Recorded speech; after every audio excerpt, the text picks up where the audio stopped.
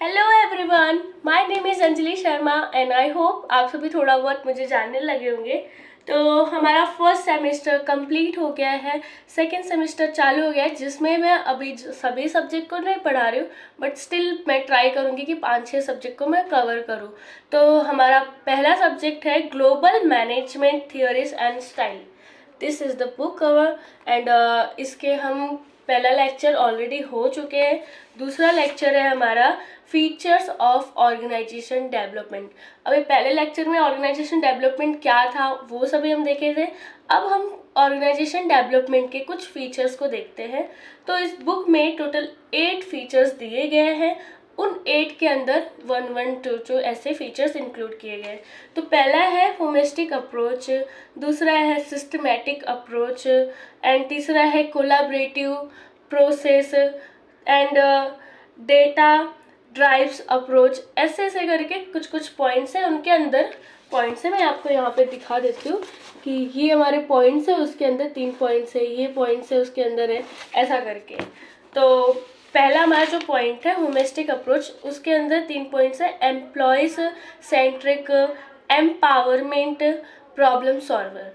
मतलब क्या है, देखो पहला हमारा जो है एम्प्लॉय सेंट्रिक मतलब क्या होता है कि अगर हमारा ऑर्गेनाइजेशन डेवलप करना है तो एम्प्लॉयज़ जो है उन्हें सेंटर में रखना पड़ेगा, क्योंकि एम्प्लॉय ही जो है उन्हीं के वजह से हमारा ऑर्गेनाइजेशन डेवलप होता है, क्योंकि एम्प्लॉय ही सब काम को मैनेज करता है। 80% मोस्टली एम्प्लॉय काम मैनेज करते हैं। तो एम्प्लॉय के नीड्स जो है, उनके वांट्स जो है, उन्हें भी सेटिस्फेक्शन करना पड़ेगा एक लीडर को, एक मैनेजर को ऑर्गेनाइजेशन में। और सेकंड है एम्पावरमेंट। एम्पावरमेंट मतलब क्या होता है कि हम कोई भी डिसीजन ले रहे, हम कोई भी प्लान्स बना रहे, एक लीडर है उसे कुछ अच्छा आइडिया है तो ये ना करे कि वो अपने तक ही रखे कि मैं लीडर हूँ तो उसको मैं ही बनाऊंगा, मैं ही सब कुछ करूँगा। नहीं, वो क्या करे, अपने आइडियाज़ जो है, अपने डिसीजन जो है, प्लान्स जो है, वो एम्प्लॉयज़ के साथ में और अदर वर्कर्स के साथ में शेयर करे कि हम सभी मिलके ये काम को करेंगे, अपने मतलब पावर्स को दे उन्हें भी, ऐसा इसका मतलब होता है एम्पावरमेंट का। प्रॉब्लम सॉल्वर, प्रॉब्लम सॉल्वर ये काफ़ी कॉमन पॉइंट्स है, हम कितने बार पढ़ चुके हैं कि एक अगर लीडर है, ऑर्गेनाइजेशन को डेवलप करना है, तो एक लीडर हो या फिर एम्प्लॉय हो, कोई भी, उनके अंदर प्रॉब्लम को अच्छे तरीके से इफेक्टली सॉल्व करना उन्हें आना चाहिए और उसके अच्छे खासे सोल्यूशन के साथ। तो सेकंड अपना पॉइंट है systematically approach, systematic perspective, sorry, planned change. इसमें क्या होता है कि अगर हम ऑर्गेनाइजेशन को डेवलप करना चाहते हैं तो हमारे जो प्लान्स हैं उन्हें हम ऐसे ही चेंज नहीं कर सकते। प्लान्स को चेंज करने से पहले हमें पूरा सब कुछ एनालाइज करना पड़ेगा, देखना पड़ेगा कि हमारा ऑर्गेनाइजेशन किस पोस्ट पे है, किस लेवल पे है, कि हम अगर अपने प्लान्स को चेंज कर रहे हैं तो ज़्यादा हमें प्रॉब्लम्स फेस ना करने पड़े। तो ये होता है प्लान चेंज। एंड है हॉलिस्टिक अप्रोच। हॉलिस्टिक अप्रोच में क्या होता है कि एक ऑर्गेनाइजेशन को डेवलप करने के लिए सिर्फ एक ही पर्सपेक्टिव से, एक ही सेंटर से ना देखें, सारे तरीके से देखें कि हमारा ऑर्गेनाइजेशन कैसे डेवलप हो सकता है। ये हॉलिस्टिक अप्रोच होता है। देन आता है कोलैबोरेटिव प्रोसेस। कोलैबोरेटिव प्रोसेस मतलब क्या होता है, कोलैबोरेटिव मतलब होता है कि कोई भी काम कर रहे उन्हें एक ग्रुप में करना चाहिए। कोलैबोरेटिव मतलब ग्रुप वर्क। तो इसमें आता है इन्वॉल्वमेंट मतलब क्या हुआ कि एक एम्प्लॉय है, एक लीडर है, मैनेजर है, एवरीवन, कोई भी हो, सभी को इन्वॉल्व होना पड़ेगा अगर हम चाहते हैं कि हमारा ऑर्गेनाइजेशन जो है अच्छे तरीके से डेवलप हो, आगे बढ़े, तो उसके लिए इन्वॉल्वमेंट बहुत ज़रूरी है। देन आता है ओपन कम्युनिकेशन। ओपन कम्युनिकेशन मतलब क्या होता है कि अगर एक ऑर्गेनाइजेशन में ओपन कम्युनिकेशन नहीं रखा गया है तो उस ऑर्गेनाइजेशन को डेवलप होने में भी डेवलप तो हो जाएगा बट उसे थोड़ा सा टाइम लगेगा और उसे काफ़ी सारे चैलेंजेस फेस करने पड़ेंगे। जैसे क्या हुआ कि एक लीडर है, उसके पास तो आइडिया है अच्छे खासे, बट स्टिल एक एम्प्लॉय है, उसके पास उससे भी अच्छा आइडिया है, कुछ यूनिक आया है, क्रिएटिव आइडियाज आया उसके पास, बट उसको क्या हायरार्की मैनेज करना पड़ेगा, मेंटेन करना पड़ेगा, वो डायरेक्टली नहीं बोल सकता।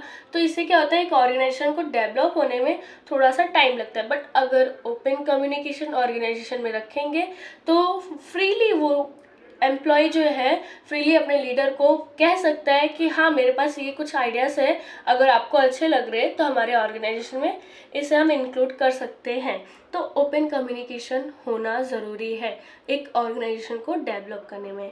देन आता है ग्रुप रिलेशनशिप। ग्रुप रिलेशनशिप, अगर हम कोई भी काम कर रहे हैं, अगर उसमें ग्रुप जो है हमारा, उस ग्रुप में सबके बीच में एक अच्छा बॉन्ड है, तो वो काम हम इजीली जल्दी से जल्दी अचीव कर सकते हैं। कोई भी हमारा मैनेजमेंट हो, कोई भी चीज़ हो, उसे हम इजीली और जल्दी से जल्दी अचीव कर सकते हैं। बट अगर ग्रुप में रिलेशन सबका अच्छा नहीं है तो मे बी वो अचीव तो कर लेंगे इधर उधर से करके, बट वो इतने इफेक्टली अचीव नहीं होगा और इतना जल्दी अचीव नहीं होगा। तो इसीलिए अगर ऑर्गेनाइजेशन को डेवलप करना है तो ग्रुप रिलेशनशिप अच्छा होना चाहिए। देन आता है next point, data driven approach. इसमें क्या होता है, कंटिन्यूअस इम्प्रूवमेंट। इसमें क्या होता है कि अगर डाटा ड्राइवन अप्रोच में कि एक organization development is the cycle process that involve organ evolution and refinement based on data analysing. मतलब क्या होता है कि ये साइकिल की तरह होता है जो मतलब ऑर्गेनाइजेशन एनालाइज करने के लिए बहुत ज़रूरी होता है। I am sorry I can't explain this point because मुझे भी थोड़ा सा ये प्रॉब्लम हुआ है, नहीं समझ पाई हूँ, so sorry. And our next point, focus on learning and development. Focus on learning and development में क्या होता है कि स्किल इन्हेंसमेंट। इसमें क्या होता है, organisation development support the development of the individual and team skill together drink coaching. मतलब इसमें क्या है कि हमारे जो स्किल्स हैं उन्हें हमें मतलब डेवलप करना है। जो भी हमारे अंदर स्किल है, जैसे कम्युनिकेशन स्किल है अच्छा, तो उन्हें हम डेवलप करें। हमारे अंदर कुछ क्रिएटिव आइडियाज़ आ रहे तो उन्हें डेवलप करें एक साथ में मिलजुल के। एंड आता है कंटिन्यूअस लर्निंग। देखो कंटिन्यूअस लर्निंग जो होता है ना, वो हमारे हमारे मतलब लाइफ में हर एक पार्ट में इम्पॉर्टेंट है। हर एक पार्ट में वो इम्पॉर्टेंट है कंटिन्यूअस लर्निंग। जैसे कि हम पढ़ाई कर रहे, कंटिन्यूअसली हम पढ़ाई करेंगे तो हमें अच्छा खासा रिजल्ट मिलता है। बट हम पढ़ाई कर रहे, ब्रेक ले रहे, फिर पढ़ाई कर रहे, फिर 6 महीने छोड़ दे रहे, तो इससे क्या होता है, कंटिन्यूअस जो हमारा लर्निंग था वो टूट जाता है, वो बैलेंस नहीं होता है। तो जिसके वजह से हम उस चीज़ को इतने अच्छे से अचीव नहीं कर पाते हैं। सेकंड अपना पॉइंट है इथिकल कंसिडरेशन। इथिकल कंसिडरेशन मतलब क्या होता है कि value based organisation development is guided by ethical principles and values. Organisation जो डेवलपमेंट है वो क्या होते हैं, कुछ इथिकल प्रिंसिपल्स है, वैल्यूज है जिसके वजह से चलता है। मतलब इथिकल मतलब क्या होता है कि क्या चीज़ सही है क्या चीज़ गलत है उसका हमें नॉलेज होना चाहिए। तो एक लीडर हो, एक एम्प्लॉय हो, कोई भी हो, उसको इथिकल डिसीजन लेना आना चाहिए। तो इथिकल कुछ प्रिंसिपल्स है, कुछ वैल्यूज़ है जिसे इंक्लूड किया गया है हमारे फीचर्स में। And complex process. Complex process में क्या है, organisation development is completed product. It could take a few months or perhaps years to implement. ये क्या है कि organisation development never maintain the temporary solution and solution. Complex process मतलब क्या होता है, कॉम्प्लेक्स मतलब क्या होता है कि कोई भी चीज़ कर रहे हैं उसमें कॉम्प्लेक्स प्रोसेस होना चाहिए। I am so sorry. And आता है अपना नेक्स्ट पॉइंट, कस्टमाइजेशन। कस्टमाइजेशन में क्या होता है कि फ्लेक्सिबिलिटी होनी चाहिए। अभी देखो कोई भी हम काम कर रहे हैं तो उसमें फ्लेक्सिबिलिटी होना बहुत ज़रूरी है। एक ऑर्गेनाइजेशन को डेवलप करने के लिए फ्लेक्सिबिलिटी होना ज़रूरी है। मतलब क्या हुआ कि ऑर्गेनाइजेशन में कोई भी प्रॉब्लम्स आ रहे हैं, कोई भी चेंजेस आ रहे हैं, तो उसे ईजिली हम अडेप्ट करें। और फ्लेक्सिबिलिटी मतलब कि उसे अडेप्ट कर ले तुरंत और उस पर काम करना शुरू कर दे, ना कि हम बोले कि नहीं हमारे जो पुराने रूल्स रेगुलेशंस थे हम उन्हें ही पकड़ के बैठेंगे और नए रूल्स रेगुलेशन को नहीं करेंगे, मतलब उसे एक्सेप्ट नहीं करेंगे। तो इससे क्या होता है कि आज के जनरेशन में जैसे चेंजेस आ रहे वैसे हमें भी चेंज होना पड़ेगा।